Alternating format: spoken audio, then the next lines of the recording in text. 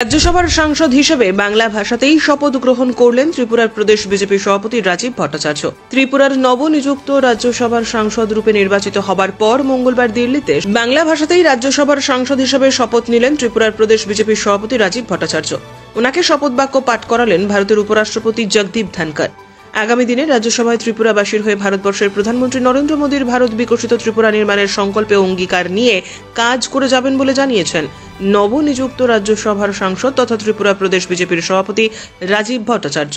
আমি শ্রী রাজীব ভট্টাচার্য রাজ্যসভায় সাংসদ নির্বাচিত হইয়া ঈশ্বরের নামে শপথ করিতেছি যে বিধি দ্বারা স্থাপিত ভারতের সংবিধানের প্রতি আমি অকৃত্রিম নিষ্ঠা ও আনুগত্য পোষণ করিব।